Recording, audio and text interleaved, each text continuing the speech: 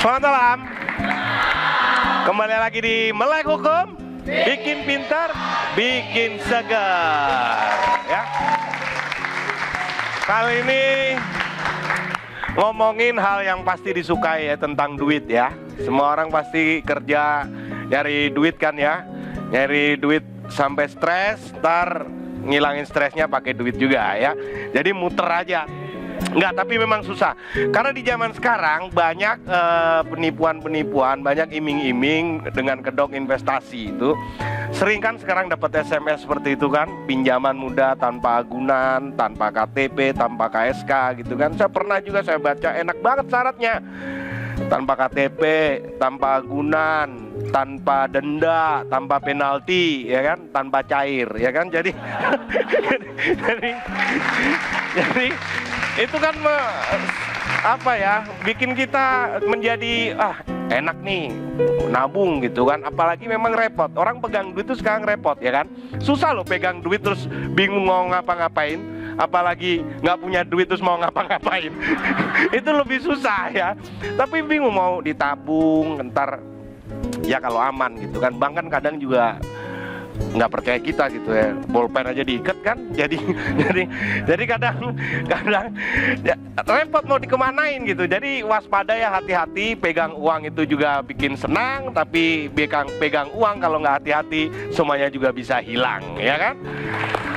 Hati-hati menginvestasikan di tempat yang benar gitu kan.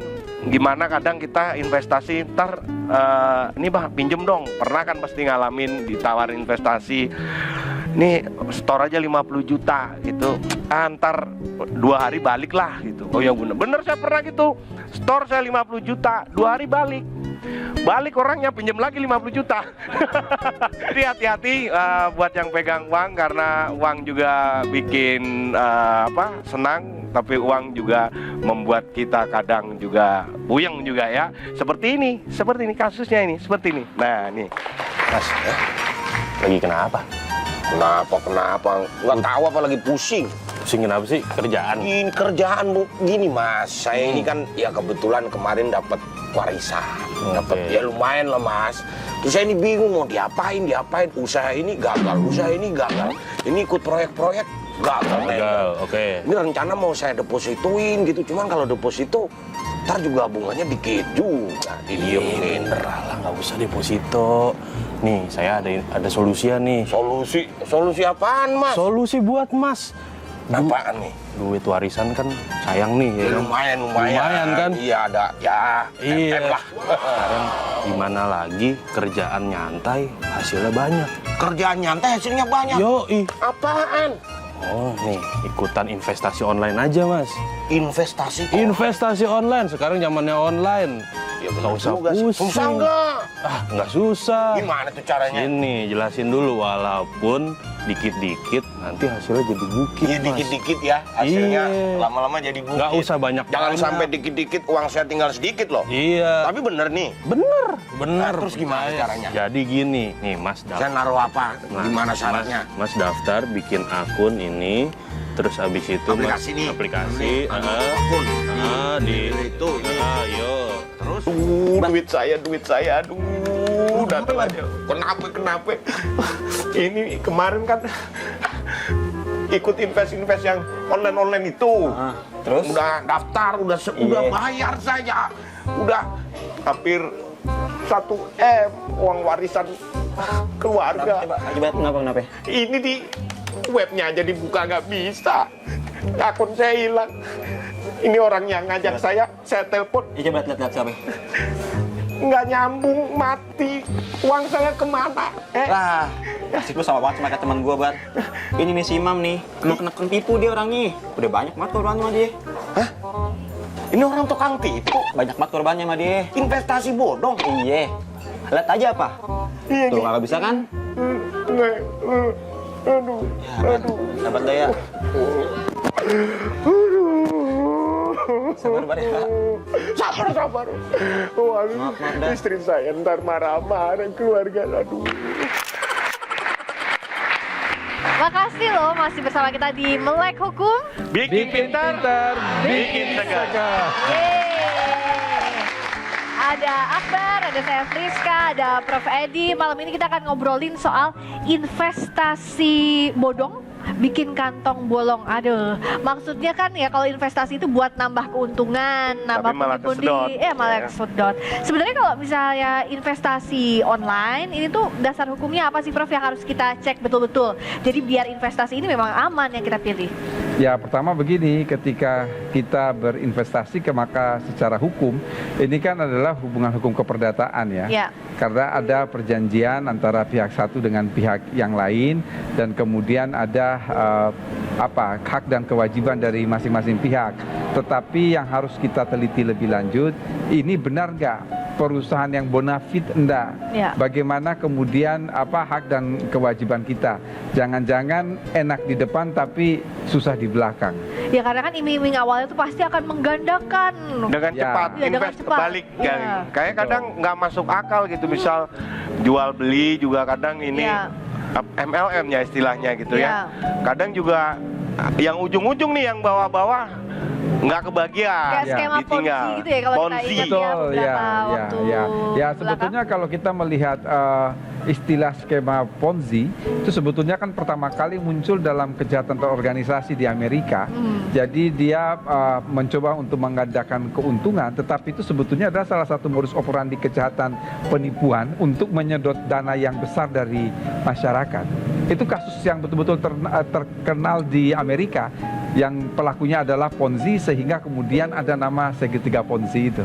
Ya. Nah kalau kita tadi Prof bilang harus lihat dulu perusahaannya bonafit atau enggak. Tapi kan agak susah ya kalau kita Iya, lihat apalagi kalau di zaman online ngecek gitu. ngecek ini bonafit, ini terdaftar atau tidak, gitu kan kadang susah juga, Prof. Kadang-kadang suka punya nih ini suratnya terdaftar misalnya Ya. padahal nggak ada. Ya, itulah Daftar makanya OJK. kalau kita berbicara soal penipuan dengan modus operandi investasi, ini memang dari sisi hukum ada dua hal nih ya.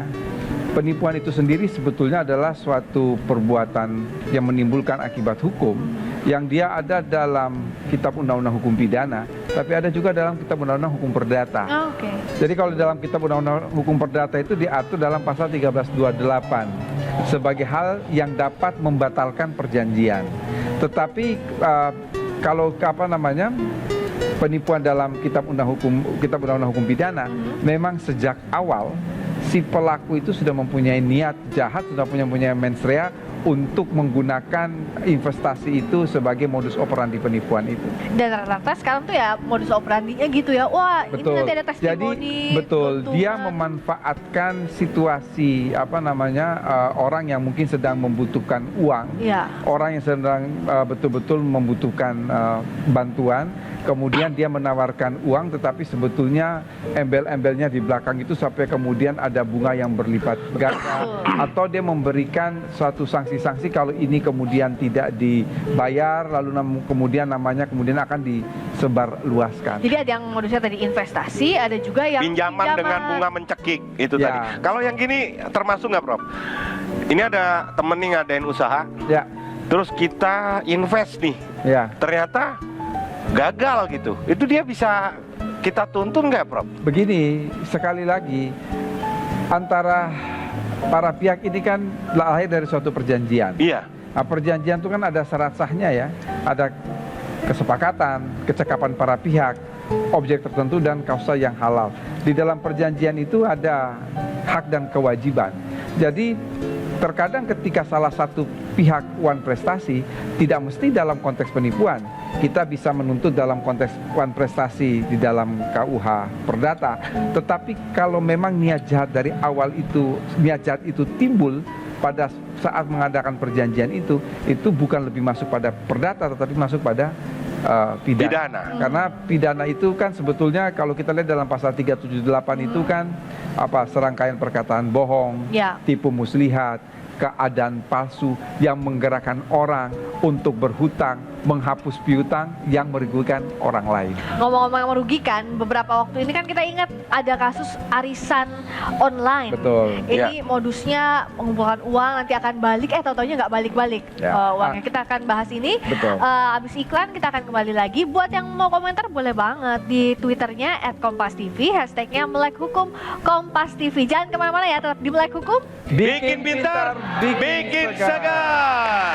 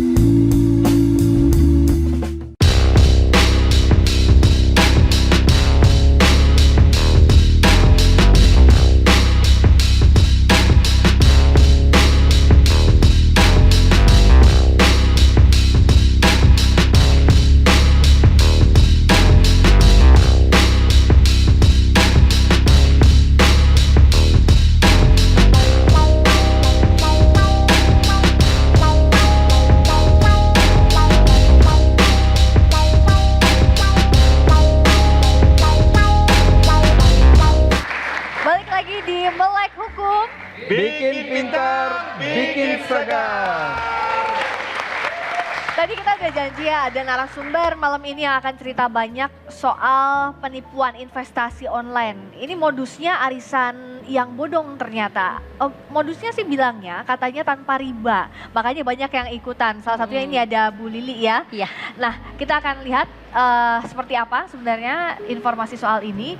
Jadi ini kejadiannya di Bekasi, Jawa Barat. Bahkan ada banyak yang ikutan metode ini nih tertipu arisan dan investasi online tanpa riba ini sejak 2 sampai 3 bulan atau 3 tahun bahkan 2 sampai 3 tahun. Termasuk Bu Lili ini bukan nama sebenarnya ya, kita samarkan. Ya, Bu Lili ikut arisan ini dari grup Facebook, betul? ya betul.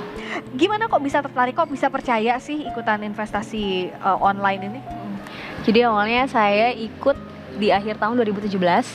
Di akhir tahun 2017 itu berawal dari ketertarikan saya melihat teman-teman yang lain nih. Karena kebetulan satu pertemanan ya. Ya. Kita kan kalau berteman Temannya kan ini kenal lihat nih hanya Facebook, ada teman yang misal teman SMA atau teman yang pernah Facebook seluruhnya. Facebook. Oh, Facebook Teman aja? teman Ah. Facebook. Terus kalau biasanya kan Facebook itu kan punya grup jual beli. Iya. Ya, grup jual beli online gitu ya Prof ya. Jadi ya saya masuk di situ dan dia juga ada di situ. Terus akhirnya kita berteman, terus lihat sama-sama status, dan dari status itu ya aku lihat ada arisan, ada investasi, ada jual beli Moptari, Rutari dan Motari. Dari situ saya apa ya ini ya? Kok banyak banget nih programnya gitu Mbak Lili loh. ikut yang mana? Saya arisan. Arisan. Iya. Arisan itu bayar tiap bulannya berapa? Tiap bulannya, jadi dari tahun 2017 itu saya berhasil dapat arisan yang nominalnya 1 juta per bulan, dapatnya 10 juta.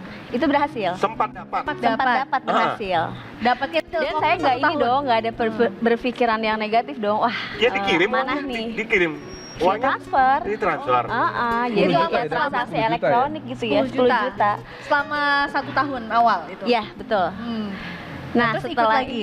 ikut lagi karena ya Allah saya juga gimana gitu ya. Iya. Oh, ini Agak ternyata kapok juga beneran sekarang gitu. gitu Beneran kan. ya, ada uangnya pernah didapat. Jadi gitu kan. merasa orangnya cukup amanah gitu ya. Akhirnya saya ikut yang lebih besar lagi. Berapa itu? 2.500.000 satu bulan. Per 2 bulan. juta per bulan. 2.500.000 Pro. 2.500.000 Yes, per bulan. betul. Dapatnya Per berapa bulan. itu? Itu Dijanjikannya berapa? 75 juta. 75 juta dalam Iya. jangka waktu 30 bulan. Dengan lebih 30 panjang peserta. lagi. 30 peserta. Nah, Bayangkan itu berapa? 2,5 tahun. Jadi emang nabung sebenarnya kan. Iya, Kalau jadi dengan sistemnya 2,5 dengan 30 tidak ada 30 Dan bulan. sebenarnya 30 bulan tidak Ya, ada 75 juta betul. Iya benar. Ya. betul. Dan sebenarnya saya tuh niat ikut arisan itu bukan buat semata-mata untuk senang-senang Iya, ya, Iya. untuk beli rumah. nabung lah istilahnya, Nah, nabung. nabung. Nabung Daripada menambah kepake. pertemanan.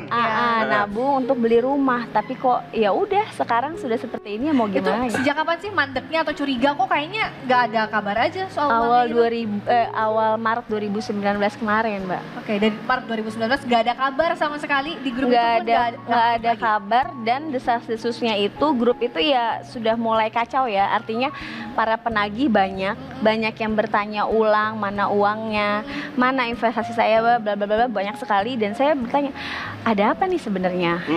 Kok kayaknya kacau banget nih, semraut.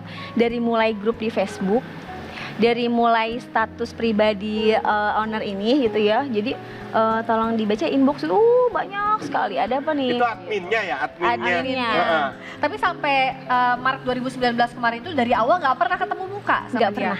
Nggak pernah. Tapi ya percaya aja karena pernah dapat itu ya. Iya, itulah ya kekurangannya saya ya, percaya begitu aja sama orang yang jauh gitu ya. Akhirnya lapor polisi. Akhirnya lapor polisi. Kerugian ibu berapa tuh sampai 2019 awal? Dari awal. Nah, jadi gini Prof, saya menghitung kerugian saya itu totalnya ya 18.200.000. Sebelum saya lapor polisi, dengan keberanian saya untuk meminta hak saya paksa mana member sebelumnya yang sudah dapat arisan sebelum saya nih. Iya. Betul. Iya, iya. Ya Prof Betul. ya, Ya, saya kalau minta memang dong. urutannya, Saya- benar, saya benar, minta benar. dong. Ya. Kalau enggak, Cocok gimana jadi polisi, nih mau Ibu, ya. saya? Bisa aja Prof. Gimana nih? Apa mau saya ya dengan sedikit ancaman? Apa mau saya laporkan nih? Iya. Itu Apa mau Nah, itu dipenjara nih? membernya Saya- berapa Bu Lili? Apanya? Member Member yang ikut arisan itu? Di grup itu 2 grup, satu grup itu bisa 2.000 lebih. Satu grup yang lain juga sama 2.000 lebih. Banyak banget itu 2000 lebih. 2.000 kali 18 juta itu sekitar berapa? 3,6 M ada ya? Iya. Iya. Kalau kita hitung kasarnya ya. Dan sampai sekarang ya kita nggak ada yang tahu. Maksudnya orangnya keuangannya siapa seperti juga apa. nggak Orang tahu yang nih sampai mana sekarang juga nggak orangnya. tahu. Saya nggak tahu ya. Nah, saat ngelapor ini tuh Gimana ke lapornya polisi, ya? apa sudah sejauh mana sampai sekarang? Sekarang saya sudah tahap penyidikan. Hari Jumat kemarin saya sudah dipanggil penyidik, dan penyidik juga sudah akan memanggil saksi selanjutnya gitu. Tapi Tapi identitas orangnya belum tahu sampai sekarang. Identitas siapa nih? Si pelakunya. pelakunya Tahu, Sudah Udah tahu. ketangkep. Oh, sudah tahu saya gitu. Saya sudah tahu. tadi kan Bu Lili bilang bisa percaya karena udah dapet Ya. uang sebelumnya. Jadi ikut lagi yang lebih besar. Ini kan seringkali begitu ya. Modusnya seperti Ya, itu ya, modusnya Prof? sama. Ya itu modus. Jadi dia sengaja menciptakan suasana seperti itu ya. Jadi itu untuk menggambarkan bahwa seakan-akan ini memang bukan suatu penipuan. Dia mau mengatakan kalau di kemudian hari misalnya dia tidak membayar, ini just atau semata-mata adalah hubungan hukum keperdataan. Ya. Lalu kemudian ada kerugian dan lain sebagainya. Tinggal gugatan ganti kerugian atau wan prestasi. Tetapi sekali lagi ini adalah modus. Jadi dia sengaja, itu sama halnya dengan orang hutang piutang ya. Orang hutang piutang memang dari awal ketika dia katakanlah dia meminjamkan uang, itu kan dia sudah dia harus kembali dengan bunga yang amat sangat tinggi. Yang masyarakat tidak paham bahwa sebetulnya ketika orang meminjam uang dalam keadaan kepepet, ini kan ada satu keadaan dalam perkembangan jurisprudensi atau dalam perkembangan pengetahuan hukum yang dikenal dengan istilah penyalahgunaan keadaan atau diterjemahkan dari kata undue influence atau misbruik van omstandigheden. Jadi penyalahgunaan keadaan ini sebetulnya hal yang bisa membatalkan suatu perjanjian. Jadi saya kasih contoh konkret nih ya. Misalnya Bu Lili butuh uang sangat butuh mungkin uang nih. untuk biaya kesehatan atau biaya pendidikan. Ibu pinjam uang dari seseorang 1 juta rupiah. Tetapi orang itu karena tahu ibu sangat butuh, dia bilang, oke Bu, saya pinjamkan uang 1 juta, dalam jangka waktu 1 bulan ibu harus mengembalikan 2 juta. Gitu. Ini yang namanya undue influence. Jadi dia menyalahgunakan keadaan. Itu sebetulnya adalah Unsur perjanjian yang dapat dibatalkan. Karena tadi ya, Betul. jadi tidak bisa perjanjian itu ya udah dianggapnya batal karena ada. Dapat dimintakan pembatalan. Nah, kalau Bu Lili setelah tadi kan bilang mau lapor nih kalau misalnya nggak diselesaikan gitu, tidak ada itikat baik. Ada ancaman balik nggak dari si pelaku itu? Justru sebelum saya lapor, saya gimana ya? Ya udah laporin aja. Kalau kamu punya bukti laporin aja. Itu sebelum saya lapor. Oke. Setelah saya lapor, dia ya berusaha untuk mencemarkan nama baik saya ya. Maksudnya dia bikin grup baru, Prof. Dia bikin grup baru, namanya penyelesaian nama dia gitu ya. Tapi nggak ada saya dan nggak ada teman-teman yang lapor. Oke. Jadi saya bilang untuk apa bikin grup itu? Jangan-jangan Untuk penyelesaian, tapi untuk mencemarkan nama baik saya. Maksudnya dia bikin, pokoknya biar gembar-gembor lah, biar semua udah dianggapnya Bu Lili bohong. Bayang kejadian gini nih Prof. Misal nih ditangkap, disidik, ada kewajiban nggak si pelaku untuk mengembalikan uangnya itu? Ya, disinilah yang sebetulnya saya katakan, ini ada suatu rare case ya, pilihan hukum.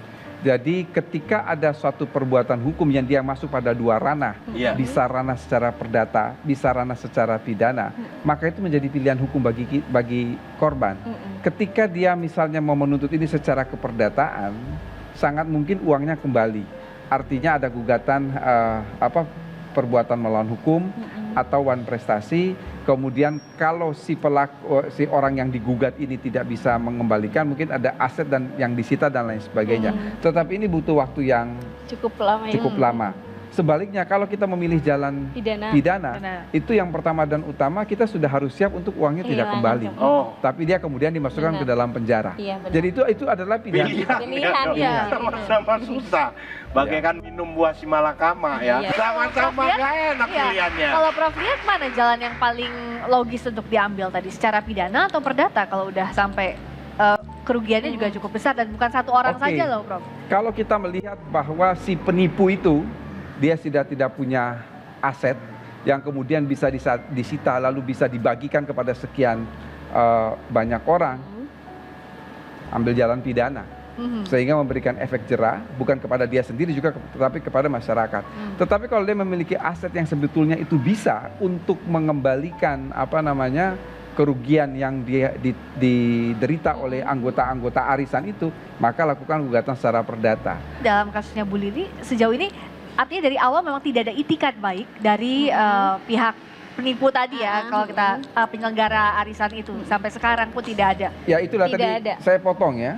Sebetulnya ketika kita mau mengatakan ini ukuran pidana atau perdata, kita lihat dari itikat baik dia saja. Kalau Iya. dia sudah tidak punya itikat baik, memang Sudah dia pasti sudah Pidana aja. pidana. ya dia menggunakan arisan itu sebagai modus operandi untuk melakukan kejahatan. Nah, Itu gini. sudah jelas masukkan dia ke penjara. Inilah yang susahnya. Kalau misalnya ikutan arisan online gini kan jaminannya juga kita tidak punya Nggak kan. punya. Kita tidak betul, kita tidak punya jaminan, betul. Nah kalau tadi untungnya kalau Bu Lili tahu siapa pelakunya. Kalau tidak tahu pelakunya akan lebih sulit dong, Prof. Betul, dan itu tugas polisi untuk mencari pelakunya. Betul, kayak sampai berapa sih Bu yang paling besar gitu yang orang-orang itu Yang lapor juga. pribadi satu orang lah Pribadi ya? katakan. Eh, Ada yang sampai berapa satu ini? orang yang saya tahu, cuman dia sangat ikhlas sekali. Maksudnya dia ya sudahlah, saya sudah capek dan saya anggap bahwa si pelaku itu penjahat. Jadi saya sudah ikhlaskan uang saya. Berapa itu? Nominalnya 157. 157 juta. Kurang lebih seperti itu. Dan dia Satu tidak orang mau itu di ya? blow up ya, maksudnya tidak mau saya nggak mau diikut sertakan dan saya tidak mau ini. Soalnya saya sudah cukup dia sudah capek ikhlas capek gitu ya. buat itu. Jadi bagaimana ya mengikhlaskan ini, orang? ya. Sedangkan dia kan Hal-hal- bayar itu kan Hal-hal Iya. kayak gini tuh ikhlas, udah biaran itu mungkin yang menjadi dasar, udahlah kita nipu aja, ntar paling juga ikhlas mereka. Ya. Nah, itu Iya. kadang gitu. Itulah yang saya katakan, jalan yang ditempuh oleh Bu Lili itu benar. Mau tidak Laporkan mau polisi, ya lapor polisi. kemudian dia dikasih penjeraan. iya benar. Itu Nah, benar, saya kira. Masih banyak juga nih pertanyaan soal serba-serbi penipuan online, terutama investasi bodong atau arisan online. Pinjaman. Ya pinjaman online juga kita akan bahas di Melek Hukum. Mau yang komentar boleh banget ke @kompas.tv dan #melekhukum_kompas.tv. Kita kembali abis iklan di Melek Hukum. Bikin pintar, bikin segar.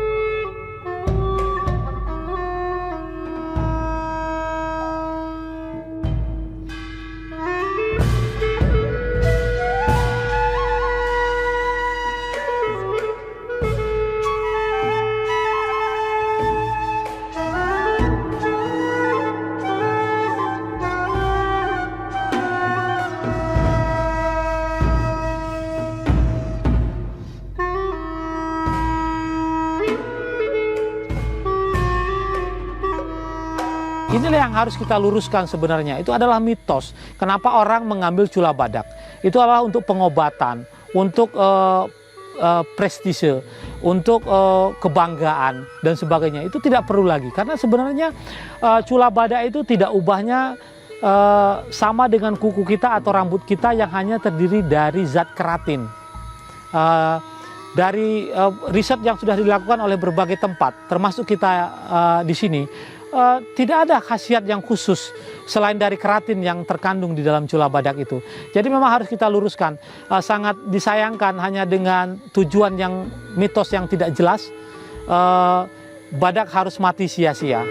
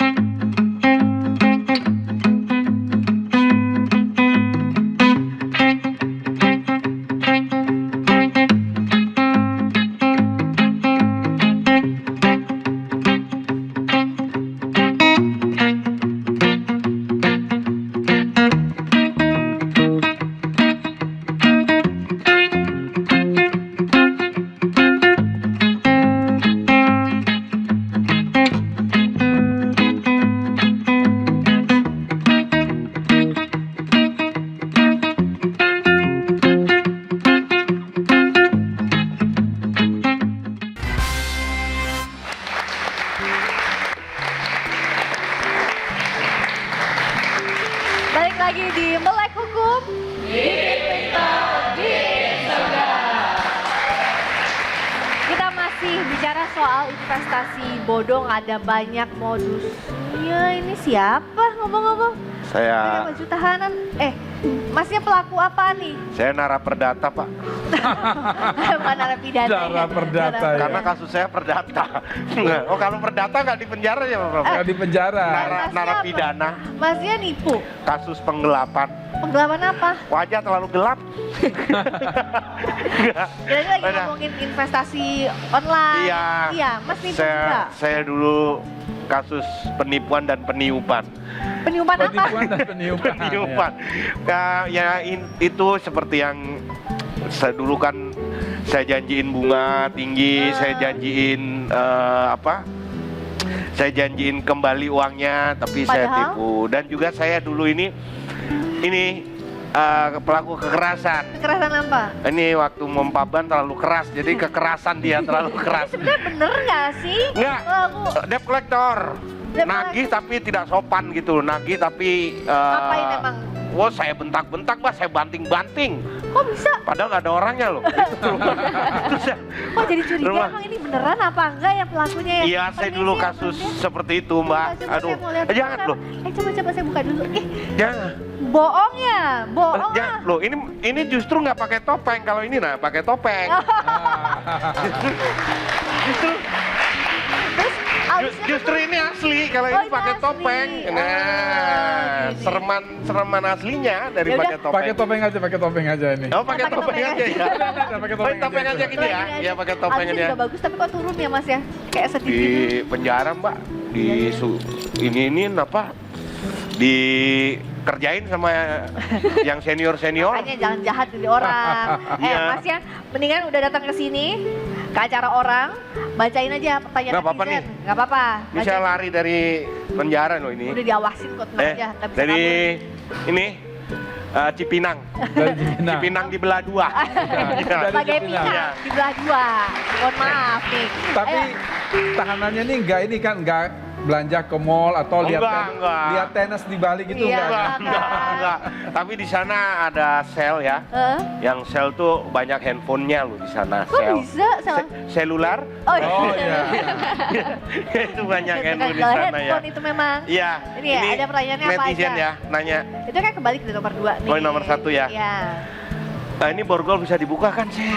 Takutnya nggak bisa dibuka Udah, nih. udah. Prof, Mudah-mudahan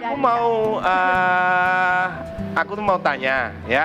Jadi kemarin aku habis ditipu investasi tanah dengan kenalannya temanku. Lalu aku dan temanku masih beretikat baik nih. Mau minta orang itu balikin uang kita sebelum kita lapor polisi. Tapi penipunya malah ngancam balik buat ngelaporin kita dengan undang-undang ITE dengan pencemaran nama baik. Nah, gimana itu, Prof? Nah, ancamannya begitu emang bisa ya? komennya di wall atau di sosial media, media. gitu, mungkin ancamannya gitu. Ya begini, ini kan kita mengatakan bahwa ditipu soal jual beli tanah. Iya. Maka pertama ditelusuri dulu jual Banyak beli ini tanah soalnya, ini Prof. ada Iya. perjanjiannya ataukah Kaplingan tidak. biasanya. Ya. Iya. Kalau ada perjanjian apa hak dan kewajiban dia. Kemudian kalau ternyata uang itu sudah dia terima, lalu ternyata memang tidak benar mengenai investasi tanah itu, maka memang jalan yang tepat adalah kemudian meminta untuk uang itu dikembalikan. Lalu kalau kemudian dia mengancam bahwa ini mau dilaporkan dengan undang-undang ITE, saya kira tidak akan masuk di situ. Karena apa? Karena korban ini menuntut haknya. Jadi ketika dia melaporkan kepada pihak yang berwajib, itu kan ada dasarnya bahwa ini ada sesuatu hal yang berkedok suatu perjanjian, modus operandinya suatu perjanjian, tetapi sebetulnya ini adalah suatu penipuan. Jadi tidak bisa seenaknya lalu kemudian mengatakan bahwa dia akan melaporkan karena mencemarkan Itu nama kayak baik. nakut-nakutin aja gertak Betul. sambal gitu ya, Betul. Prof ya. Ngomong-ngomong tadi ya, Ya, kita soal dari tadi pertanyaan. ngomong-ngomong. Iya, ngomong Iya. ngobrol dari Maka nyambung nih kayaknya nih, Iya. saya mau tanya Prof. Tadi soal UU ITE dan pencemaran nama baik nih. Iya. Jadi setelah dan sebelum dan setelah saya melapor, Iya. saya kan sebelumnya disuruh lapor, udah kamu laporin aja kalau memang kamu berasa benar berapa gitu ya. Oke, saya lapor. Setelah saya lapor, justru saya diancam. diancamnya. Diancam untuk itu lewat UU ITE dan Ya. pencemaran nama baik. Oke. Kenapa? Karena sebelumnya saya sempat istilahnya memviralkan dia untuk menagih hutang dia ke saya. Tolonglah Pak ini si A gitu ya, saya mau uang saya berapa gitu. Di situ dia mengancam saya untuk kalau kamu berani laporin saya ya saya bisa lapor balik kamu dengan UU ITE dan pencemaran nama baik katanya. Nah itu bagaimana? Tidak, itu hanya gertak saja. Dia hanya menggertak. Mengapa? Karena ada hubungan kausalitas. Mengapa Mbak memviralkan itu? Karena dia one prestasi kan. Dia tidak dia tidak memberikan uang yang menjadi hak Mbak kan. Maka itu tadi saya katakan bahwa kalau dilihat secara keperdataan, maka kita bisa menuntut ganti rugi atau one prestasi. Tetapi ketika dia mengatakan bahwa dia akan menuntut Mbak dengan undang-undang ITE karena Mbak memviralkan penagihan hutang ke dia, itu persoalan lain. Dan mau saya katakan kepada Mbak di sini bahwa Mbak tidak dapat dikategorikan mencemarkan nama baik. Karena apa? Karena ulah dialah yang kemudian membuat begitu. Mbak sama seperti yang lain, itu. Prof. Ya. Teman-teman yang lain yang sesama Sama korban juga, sama seperti itu. Jadi semua tutup mulut, nggak berani Karena itu buka tadi. suara, nggak berani melapor karena itu Jadi dia nggak akan mungkin diviralkan kalau memang dia tidak Betul. melakukan penipuan. Jadi sebetulnya kalau di dalam hukum pidana itu ya ada yang dikenal dengan istilah culpa in causa. Jadi terkadang kita melakukan sesuatu itu karena ada hubungan sebab akibat. Jadi tidak serta-merta lalu itu dikatakan sebagai suatu pencemaran nama baik. Akan gugur dengan sendirinya itu tadi ya, kalau memang terbukti dia Betul. Dia Jadi bersalah. betul karena kalau pencemaran nama baik itu kan ada menista, ada fitnah. Nah, kalau menista dan memfitnah itu harus dibuktikan dulu apakah substansi yang dikatakan oleh Mbak itu benar atau tidak. Kalau benar maka dia tidak termasuk memfitnah, maka Mbak tidak dapat dikatakan mencemarkan nama baik. Nah, ini kan tadi Mbak menagih hutang dari dia karena ada kewajiban dia belum dilunasi dan kepada bahkan Mbak. sampai sekarang nggak dibayar sama sekali. Nggak ada Kemudian kan Mbak memviral.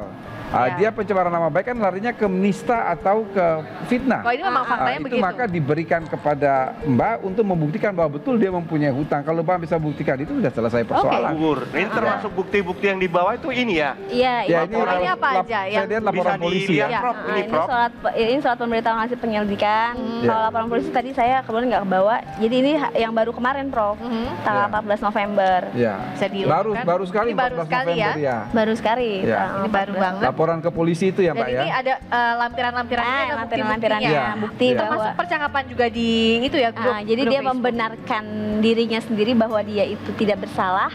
Jadi memojokkan saya bahwa saya yang bersalah karena sudah memviralkan dan melaporkan dia gitu. Itu dia cuma Ancaman bertahan. mulia aja ya. Iya. Nah, Biar lewat. dengan itu, Prof, teman-teman yang lain tuh mundur semua. Karena takut tadi Karena dilaporkan ketakutan. balik. Saya merasa gini, ini gimana kekuatannya justru kalian yang harus Iya, maju. iya, iya. Saya kekuatannya kecil, saya Ya. cuma mau bantu kalian Semoga nih. Gitu. teman-teman Kok Mbak itu menonton acara Melek Hukum jadi terbuka pikirannya. Ya, pasti. Nah, berikutnya ada pertanyaan apa lagi? Oke, ini berikutnya pertanyaan kedua nih dari Cuya_Cui. Siapa? Cuya Cui. Ya, Cui, bukan Cui. Cuya ya, Cui. tapi Cuya Cui. Saya mau tanya, Prof, orang tua saya kan ikut investasi online. Udah berjalan 1,5 tahun. Tapi setelah dihitung-hitung lagi, pendapatannya jauh lebih kecil dari yang dijanjikan awal. Bisa nggak, Prof, kita membatalkan perjanjian dengan catatan uang investasinya balik dulu gitu? Kembali lagi, ketika orang membuat perjanjian itu kan apa yang mereka sepakati di situ. Kalau betul-betul itu adalah pure investasi, itu kan berarti ada risiko yang memang harus ditanggung. Iya. Ya. Makanya saya katakan lihat kepada konten perjanjiannya seperti apa.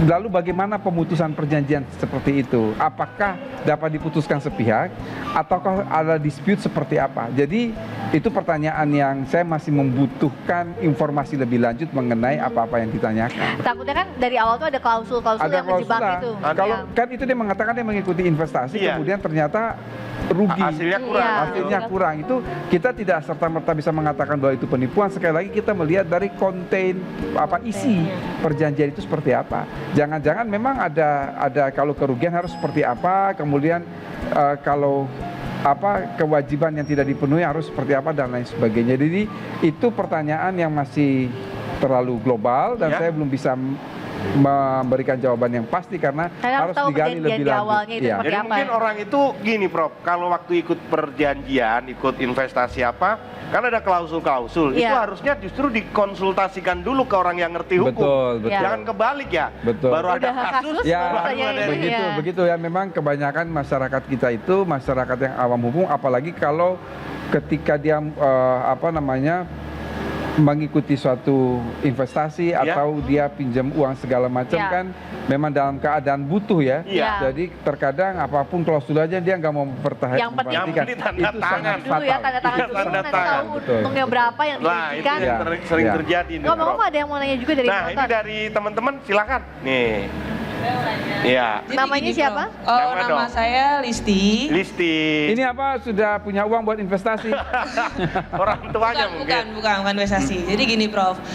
Saya sama teman-teman kantor saya itu ikut arisan. Ya. Terus bendaharanya ini ternyata resign. Setelah beberapa saat ini tuh bendaharanya tuh nggak bisa dihubungin dan tiba-tiba teman-teman saya dan saya yang ikut arisan tuh diblokir semua. Kerugiannya sih sekitar 2 juta per orang ya dan Berapa kali berapa orang tuh? Satu kantor lumayan lah. udah lumayan banyak Satu lah. kantor 2.000 orang. Oh, enggak. Jangan kalian sama. Sama. Terus kira-kira nih kalau mau lapor ke polisi ada batas kerugiannya nggak sih kalau mau lapor itu? Ya Kalau- minimalnya berapa Iya, minimal kerugiannya? berapa. Nggak ada. gitu. Jadi tidak ada ya mengenai batas Iya, eh, malu kadang, kerugian itu ya. Hmm. Tetapi dari cerita singkat, Mbak siapa namanya? Listi. Mbak Listi. Oh, Listi. Yang Iya. nyala-nyala ini kan Listi nih ya? Itu listrik. Oh, itu listrik. Kalau dari cerita singkat Mbak Listi, itu masuk dalam 372. 372 KUHP itu tentang penggelapan. Tetapi karena yang menggelapkan ini adalah dia berfungsi sebagai bendahara di kantor, itu ancamannya lebih berat. Masuknya pasal 374, penggelapan dalam jabatan. Oh, itu ada lagi. Ada. Jadi namanya apa ya? Namanya delik yang terkualifikasi ya. Jadi itu berat. Jadi penggelapan sendiri sudah berat, penggelapan dalam Karena jabatan jabatan lebih lebih berat berat lagi. lagi. Kalau ini jelas karena dia bendahara, Iya. dia resign, nggak bisa dihubungi, uangnya dibawa Diambil kabur. semua. Itu penggelapan jelas. Jadi tahu kan penggelapan kejahatan dilakukan pada saat matinya lampu. Nah, itu gitu. penggelapan. Beda sama penipuan, beda lagi. Beda ya, Pak? lagi. Penggelapan, Kalau penipuan terang. Oh Ya. iya. Kalau penggelapan itu memang apa namanya? Barang atau termasuk tadi uang Iya. berada pada tangan pelaku itu karena memang bukan karena suatu perbuatan pidana, tapi kalau pencurian itu beda tipis tuh dengan apa namanya dengan penggelapan Penggelapan. karena beralihnya barang ke tangan pelaku itu merupakan suatu perbuatan melawan hukum. Kalau penipuan itu mensyaratkan ada tindakan-tindakan tertentu dari pelaku, dia menggerakkan jabatan palsu, serangkaian pernyataan bohong, tipu muslihat. Iming-iming gitu. Betul, iming-iming. Kita masih ngomongin lagi nih soal kasusnya ini ternyata bukan cuma kasusnya Bu Lili aja, ada juga di daerah lain yang juga sama. Ada yang kena investasi bodong ataupun arisan online. Kita Dan bahasnya yang nanti ya. lebih menyedihkan itu bukan hanya penipuannya, tapi efek daripada Iya. orang-orang yang ikut Bahkan itu. sampai ada yang menghilangkan nyawa. Nah, itu. Nah, kita akan bahas nanti di Melek Hukum, Twitternya @kompas.tv dan hashtagnya Melek Hukum Kompas TV. Abis iklan kita kembali lagi di Melek Hukum. Bikin pintar, bikin seragam.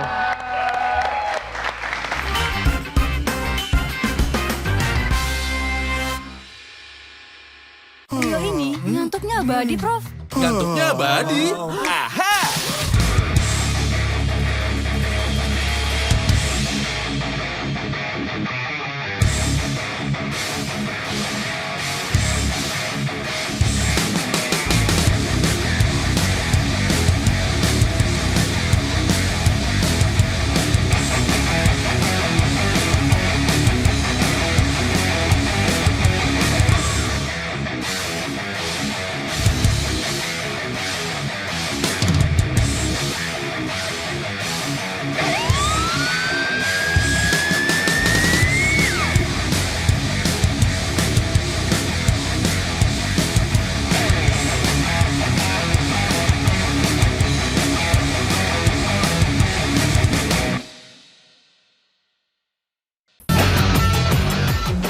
Sahabat Kompas TV, sekarang saya berada di Stadion Utama Gelora Bung Karno.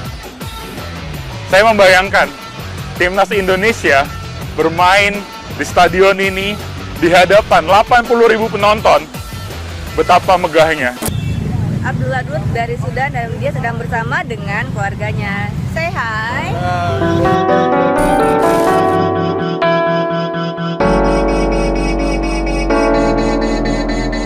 Saya membuat mata palsu karena anak saya pengguna mata palsu juga. Dia divonis kanker mata waktu umur 1,5 bulan.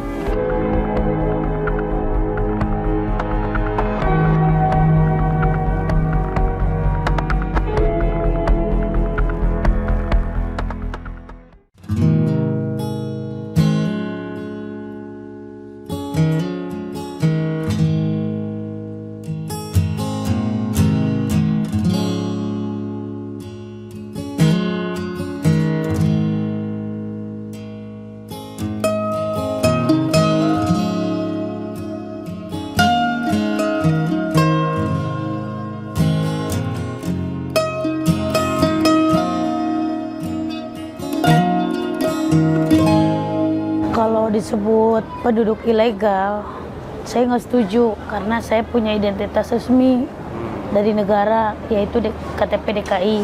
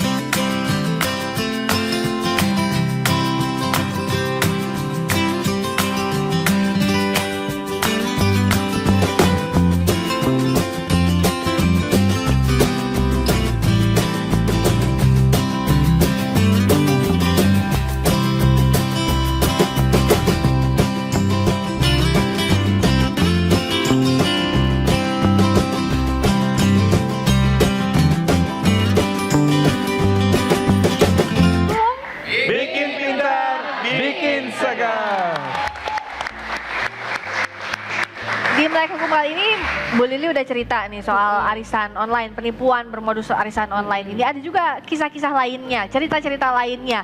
Bahkan kalau yang bikin miris adalah kena penipuan online. Kalau ini modusnya adalah peminjaman uang secara fintech itu loh, ya. Peminjaman uang secara online, tapi akhirnya nggak bisa bayar. Terus bahkan ada yang memutuskan sampai bunuh diri. Ini kan sangat mengkhawatirkan. Prof, lihatnya seperti apa sih? Kayaknya penipuan online ini termasuk juga soal pinjaman uang online. Karena kemudahannya banyak orang tertarik. Tapi sejauh ini orang nggak tahu seberapa aman memang meminjam online. Bahkan seringkali ada juga yang diminta untuk melakukan hal-hal yang menjurus ke pelecehan seksual untuk membayar, modusnya membayar fintech. Bahkan nagihnya, kadang nagihnya itu lewat teman-teman kantor gitu, Iya, teman-teman kita gitu. Iya. Dari dia tahu teman-teman kita itu Sampai siapa tahu, aja. bahkan data pribadi kita artinya kan bisa tersebar atau diambil sama orang itu. Gimana Iya. Prof ini? Jadi itu saya katakan lagi soal fintech, financial technology, artinya dia dengan sistem pinjaman online. Pertama memang dia menggiurkan karena menawarkan kemudahan. Dalam berapa waktu bisa cair tanpa ada anggunan apapun. Betul. Tetapi ya istilahnya tuh income phenomena. Jadi ada racun di belakangnya. Racun di belakangnya apa? Ada suatu beban yang kemudian dia berikan kepada pihak debitur, ada pihak berhutang. Misalnya terlambat sekian hari, kemudian berlipat ganda. Ini sebetulnya saya katakan tadi, dia masuk dalam penyalahgunaan keadaan. Yang ini sebetulnya dapat dimintakan pembatalan. Oleh karena itu, karena masyarakat kita ini memang kurang melek hukum, hal-hal seperti itu sedapat mungkin saya katakan memang dilaporkan kepada pihak yang berwajib. Karena apa? Dia memanfaatkan kesempatan dalam kesempitan, dalam pengertian orang yang sedang membutuhkan uang benar-benar untuk apakah untuk biaya pendidikan, biaya dokter, biaya rumah sakit dan lain sebagainya, tetapi kemudian dia masuk ke dalam istilahnya ini sudah jatuh ke timpa tangga. Jadi dia menawarkan seakan-akan sebagai orang sosial begitu mau meminjamkan tapi dengan bunga yang sangat tinggi, lalu itu berlipat ganda. Orang yang berutang kan kenapa ragu untuk melapor? Karena menganggap bahwa di posisi yang lemah karena di awal sudah menyetujui perjanjian tadi itu. Betul. Prof. Saat melapor ke polisi apa yang tepat? Laporannya apa yang tepat? Begini, jadi ketika kita melaporkan kepada polisi, kita bercerita fakta apa adanya saja. Lalu kemudian silahkan nanti polisi yang menentukan dalam konteks seperti ini pasal mana yang lebih tepat untuk untuk menjerat pelaku. Memang seolah-olah ini bukan suatu penipuan karena ada persetujuan dari pihak debitur, dari pihak orang yang berhutang. Tetapi kita lihat di ujungnya, ini kan sebetulnya dia memberatkan kita, memberatkan dalam pengertian dia memasang trap perangkap jebakan kepada kita. Ini yang saya kira kita harus amat sangat jadi berhati-hati. Bisa dilaporkan ya. Betul, apalagi sampai kemudian ada yang dia memutuskan untuk bunuh diri. Ya. Nah, ini kan kita lihat sudut pandangnya dari sisi yang berhutang nih, Prof. Nah, kalau kita lihat dari sisi yang memberi hutang, dia punya hak atau punya kewenangan untuk dia melaporkan dan membawa ke jalur hukum nggak, Prof? Begini, hubungan hukum di antara para pihak itu adalah hubungan yang setara. Artinya apa? Oke, ketika misalnya dia meminjam uang, lalu kemudian ada bunga-bunga, itu kan seharusnya ada dalam batas-batas toleransi tertentu ya. Bukan sampai 2 kali lipat, terlambat sekian, kemudian dia naik lagi. Per hari bahkan ya. Itu yang tidak benarnya di situ. Disitulah yang misbreak, penyalahgunaan keadaannya itu sebetulnya ada di situ. Kasusnya tadi peminjaman online dan juga soal arisan online, investasi bodong, itu bisa sama nggak, satu konteks yang sama soal penipuan kita garis besarnya, atau berbeda, Mas? Ya, saya katakan itu bisa masuk dalam konteks penipuan apabila memang pelaku dari awal sudah punya satu dolus malus, sudah mempunyai satu niat jahat bahwa arisan online, investasi online itu dia bungkus sebagai satu modus operandi untuk melakukan penipuan. Nah, untuk mengukur niat, ini orang niat apa enggak, dari mana ya kita Aparat penegak hukum itu dia sangat paham berdasarkan fakta yang ada ya. Makanya saya mendukung tindakan dari Bu Lili, karena nanti berdasarkan bukti. Kalau dalam kita hukum pidana itu ada yang namanya kesengajaan yang diobjektifkan. Ketika orang melakukan tindakan-tindakan seperti ini, maka diobjektifkan dia sengaja melakukan penipuan. Oke, jadi Prof juga mau tanya nih. Boleh, silakan. Soal jadi ada salah satu teman kita nih, teman kita korban juga. Jadi nominalnya cukup besar dengan program Mobtari. Mobil tanpa riba. Iya. Salah satu program ya dari ada tuh. Jadi kalau yang tanpa riba itu ada 3 nih, jual beli tapi Prof. Mobtari, mobil tanpa riba, Rutari, rumah tanpa riba, dan Motari, motor tanpa riba. Nah, si A ini sudah masuk uangnya sekitar 90-an ya, 90 jutaan ya Prof ya. Nah, dengan berita yang kemarin beredar di portal online ya, yang di Kompas ya kalau nggak salah, itu kan di situ kan saya mencantumkan tuh nama korban ya Prof ya, sama nilai nominalnya. Bahkan dari nama-nama situ ada yang bilang, enggak kok saya nggak nyantumin, guys. Padahal sebenarnya dulu tuh waktu kita satu grup bareng tuh mereka sendiri yang cantuman gitu ya, mungkin nggak sadar atau lupa gitu ya. Nah, ketika muncul di media, si ownernya ini telepon ke korban ini. Kamu merasa nggak bahwa kamu mencantumkan nama di situ? Karena Bu Lili saat diwawancara ada nama kamu begini gitu. Enggak kok, kata si korban itu. Kalau enggak ya udah kamu bilang dong klarifikasi gitu ya, bilang sama Bu Lili jangan dicantumin. Kalau ini maksudnya gimana itu ya Prof? Maksudnya itu sengaja mengintimidasi atau bagaimana gitu? Ya, itu sebetulnya dia kan tidak senang dengan ibu karena ibu melaporkan kasus ini kan. Dia sengaja menggiring ibu untuk korban-korban yang kemudian yang tadinya menyetujui untuk namanya dicantumkan tapi kemudian tidak. Dia ingin mengatakan bahwa itu udahlah dilaporkan ibu pencemaran nama baik, kira-kira seperti itu. Jadi modusnya sama ya, mengaburkan. Sebetulnya kasus intinya itu kan dia menipu dalam tanda petik, atau dia wan prestasi, atau dia melakukan perbuatan perbuatan melawan hukum. Tetapi dia sengaja mau menjadikan hal-hal yang kecil seperti itu, seperti korban yang tidak mau dicantumkan namanya, untuk menyerang ibu sebetulnya. Nah, jadi kalau dari percakapan kita ini, dari Bu Lili sekarang akan terus melakukan memproses hukum ini, meskipun tadi ada beberapa teman yang mundur. banyak sekali. Harus terus bu. Ya, banyak sekali yang mundur, Prof. Ya. Bahkan Tapi saya saya kira sendiri, harus terus. karena saya suka ini ya, bingung ya saat saya lagi sendiri, saya bingung. Ini saya berjuang kok, merasa kayak hanya beberapa orang, padahal saya sih mau harusnya lebih berhati-hati. Padahal lagi ya. kalau saya mau ikhlas mah uang saya nggak seberapa deh uang mereka. Iya, tapi gitu kedepannya ya. tentu akan lebih berhati-hati lagi ya. Iya, dengan, benar, iya. tertarik, tergiur dengan hal-hal semacam ini. Juga dirimu, Iya. Misternya juga sama? Saya nggak akan tertarik lah hal-hal gitu. Apalagi kamu yang udah nipu lagi ya, Ya jangan apalagi kalau sampai. nggak punya duit ngapain tertarik? Prof, jadi untuk hal-hal yang menggiurkan, investasi online, arisan online, apa sih yang harus diwaspadai meskipun diiming-imingi uang yang cepat, uang yang Ciri-cirinya banyak? adalah ciri-ciri Apa yang bisa mungkin. kita identifikasi? Bedanya apa sih ciri-ciri? Namanya orang pinjam meminjam, namanya orang investasi, namanya orang mengikuti arisan seperti Arisan. itu ya, dengan jumlah uang yang fantastik, lalu kemudian dia menjanjikan kemudahan tanpa anggunan, bisa cair dalam beberapa waktu, itu seharusnya sudah dicurigai bahwa ini ada apa-apanya dalam tanda petik. Karena kalau dalam hal yang normal, orang pinjam meminjam uang, apalagi ada satu perusahaan atau suatu lembaga, itu kan mestinya ada yang dianggunkan. Ini kan just in case, jaga-jaga kalau di kemudian hari nggak bisa dikembalikan, maka kemudian ada gantinya.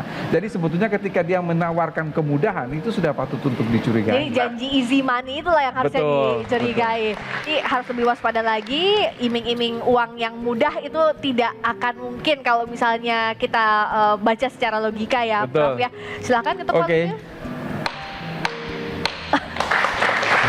Terima kasih sekali lagi Bu Nini udah mau cerita banyak. Semoga selesai kasusnya segera dan ada pertanggungjawaban yang bisa diberikan tentu oleh pelaku. Terima kasih Mr. A. Terima kasih. Terima kasih juga Prof Edi. Kita akan ketemu kasih, lagi sama-sama. minggu depan. Saya Friska Clarissa pamit. Kita ketemu lagi hari Jumat pukul 8 malam di Kompas TV. Tetap di Melek Hukum. Bikin pintar, bikin cerdas. Sampai jumpa.